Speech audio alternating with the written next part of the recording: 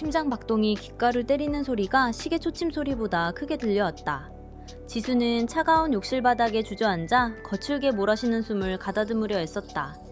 폐부 깊숙이 공기를 들이마시려 해도 마치 보이지 않는 투명한 비닐이 코와 입을 막고 있는 듯한 답답함이 그녀를 조여왔다.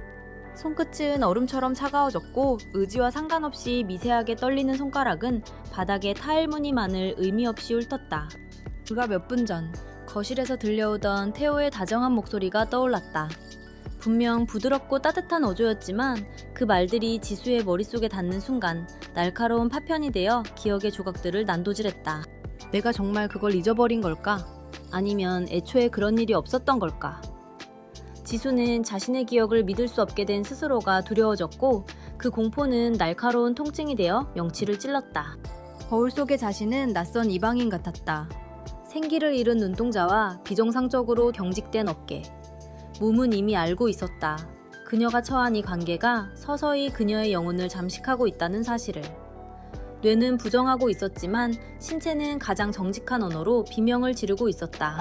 태호와 연애를 시작한 지 1년. 지수의 세상은 조금씩 좁아지고 있었다. 처음에는 그저 세심한 배려인 줄 알았다. 지수가 깜빡 잊고 넘긴 사소한 약속이나 작업 일정들을 태호가 챙겨줄 때마다 그녀는 그가 자신의 구원자라고 믿었다. 하지만 언제부턴가 그 배려는 지수의 무능함을 확인시키는 증거로 변질되어 갔다. 지수는 늘 피곤했다. 충분히 잠을 자도 아침이면 몸이 천근만근 무거웠고 합판 앞에 앉아도 붓끝에 힘이 들어가지 않았다. 태호는 그런 그녀의 곁을 지키며 그녀가 얼마나 심신이 미약한 상태인지, 그래서 자신의 도움이 얼마나 절실한지를 속삭였다. 그의 위로가 길어질수록 지수는 스스로를 돌볼 능력이 없는 어린아이가 된 기분을 느꼈다. 작업실의 조명 아래서 지수는 멍하니 빈 캔버스를 바라보았다. 머릿속에는 짙은 안개가 낀 듯 아무런 잔상도 남지 않았다. 어제 분명히 구상해두었던 스케치가 어디로 사라졌는지 기억나지 않았다. 태호는 옆에서 조용히 차를 내밀며 지수가 어제 너무 피곤해서 아무것도 그리지 않겠다고 선언했던 일을 상기시켰다. 지수의 기억 속엔 없는 장면이었지만 확신에 찬 그의 눈빛을 마주하자 그녀의 기억은 힘없이 무너져 내렸다. 점심 식사 시간. 지수는 태호가 정성껏 차려준 파스타를 앞에 두고 포크를 만지작거렸다. 입안은 까끌거렸고 목구멍은 무언가 걸린 듯 꽉 막혀 있었다. 한 입을 삼키는 것조차 버거운 일이었다. 최근 들어 지수는 원인 모를 소화불량에 시달리고 있었다. 병원에서는 스트레스성 위염이라는 진단을 내렸지만 태호는 그녀의 불규칙한 생활 습관과 예민한 성격을 탓하며 그녀를 더욱 다그쳤다. 지수의 시선이 식탁 너머 창가에 멈췄다. 예전의 그녀라면 저 빛의 굴절을 보며 색채의 대비를 떠올렸겠지만 지금은 그저 눈이 시리다는 감각뿐이었다. 태호가 부드럽게 그녀의 손등을 덮어왔다. 그 온기가 닿는 순간 지수의 어깨가 움찔하며 위로 솟구쳤다. 근육은 잔뜩 긴장해 돌처럼 딱딱하게 굳어 있었고 그의 손길이 닿을 때마다 안도감이 아닌 알 수 없는 거부감이 전신을 훑고 지나갔다. 태호는 지수의 반응이 서운한 듯 고개를 가로저었다. 지수는 미안함에 고개를 숙였지만 마음 한구석에서는 이유 모를 반항심이 고개를 들었다. 하지만 그 마음조차 태호의 논리정연한 설명 앞에서는 먼지처럼 흩어졌다. 내가 너무 예민한 거야. 그가 나를 얼마나 생각하는데. 지수는 스스로를 다독이며 억지로 음식물을 삼켰다.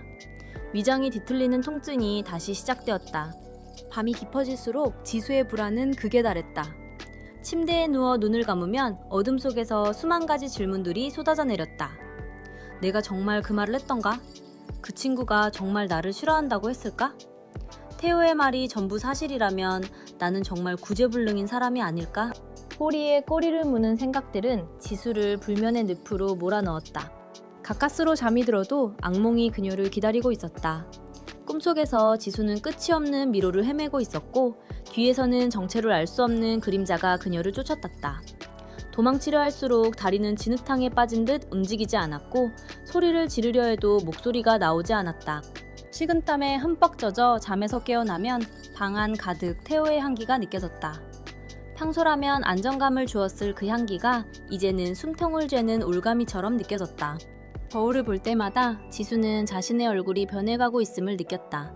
피부는 푸석해졌고 눈 밑의 다크서클은 짙게 내려앉았다. 가장 충격적인 것은 자신의 눈빛이었다. 한때 열정으로 빛나던 눈동자는 이제 초점을 잃고 부유하고 있었다. 태연은 그녀의 변해버린 외모조차 사랑으로 감싸 안겠다고 말했지만 지수는 그 사랑이라는 단어가 주는 무게에 짓눌려 뼈마디가 삐걱거리는 환청을 들었다. 전시회 준비를 위해 들른 갤러리에서 지수는 오랜 동료인 민석과 마주쳤다. 민석은 지수의 수척해진 모습에 경악하며 안부를 물었다. 그 순간 지수의 머릿속에 번쩍하고 불꽃이 튀었다. 태호는 민석이 해외로 떠났다고 말했었다. 지수가 그와 연락이 닿지 않도록 교묘하게 차단했던 일들이 주마등처럼 스쳐 지나갔다. 심장이 미친 듯이 뛰기 시작했다. 손바닥에 땀이 배어나왔고 시야가 좁아지며 주변의 소음이 멀어졌다. 공황의 전조 증상이었다. 민석이 걱정스러운 듯 지수의 어깨를 잡으려 하자 그녀는 비명을 지르며 뒤로 물러났다. 그 모습은 단순히 놀란 사람의 반응이 아니었다. 학대를 당하는 동물의 처절한 몸짓에 가까웠다. 자신의 반응에 스스로가 더 놀란 지수는 갤러리를 뛰쳐나와 공원으로 향했다. 벤치에 앉아 떨리는 손으로 휴대폰을 꺼내들었다.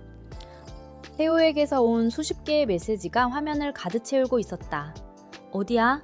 내가 말했지, 혼자 나가면 위험하다고. 너는 나 없이는 아무것도 못하잖아. 그 글자들을 읽는 순간 지수의 위장이 격렬하게 요동쳤다. 그녀는 길가에 서서 먹은 것도 없는 속을 개어냈다. 핏물이 올라오고 눈물이 뺨을 타고 흘러내렸다. 이 구역질은 음식 때문이 아니었다. 지난 1년간 그녀가 삼켜온 독설과 왜곡된 진실들이 몸 밖으로 터져나오는 것이었다. 지수는 비로소 깨달았다. 자신의 몸이 아픈 이유는 그녀가 약해서가 아니라 독이 든 관계를 밀어내기 위한 생존 본능이었다는 것을. 한 달 후, 지수는 낯선 작은 도시의 카페에 앉아 있었다. 태호의 손길이 닿지 않는 곳으로 도망치듯 떠나온 직후였다. 여전히 문득문득 공포가 밀려오고 밤마다 악몽을 꾸기도 하지만 더 이상 이유 없는 위통에 시달리지는 않았다. 그녀는 가방에서 스케치북을 꺼냈다. 오랫동안 멈춰있던 손이 조심스럽게 선을 그리기 시작했다. 완벽하지 않아도 좋았다. 적어도 이 선은 누구의 강요도 아닌 자신의 의지로 그려진 것이기에. 지수는 창밖의 햇살을 가만히 응시했다. 이제는 빛이 시리지 않았다. 오히려 따뜻한 온기가 피부를 타고 흘러 근육의 긴장을 부드럽게 녹여주고 있었다. 자신의 기억을 의심하는 대신 몸의 감각을 믿기로 했다. 심장이 빠르게 뛸 때 그것이 설렘인지 경고인지 구분할 수 있는 힘이 생겼다. 지수는 작게 숨을 내뱉었다. 안개는 걷혔고 이제 그녀의 눈앞에는 비로소 선명한 진짜 세상이 펼쳐져 있었다. 지수의 떨리는 손끝과 이유 없는 위통이 여러분에게도 생생하게 전달되었나요? 사랑이라는 다정한 이름 뒤에 숨어 한 사람의 세계를 무너뜨리는 가스라이팅은 이처럼 마음보다 몸이 먼저 반응하는 경우가 많습니다. 오늘은 그 지독한 안개 같은 심리적 조작을 한 편의 소설로 풀어보았습니다. 지수가 자신의 구역질을 통해 독이 든 관계를 밀어냈듯 혹시 여러분의 몸도 무언가 신호를 보내고 있지는 않나요? 내 마음의 주권을 되찾는 것이야말로 진정한 사랑의 시작일지도 모릅니다.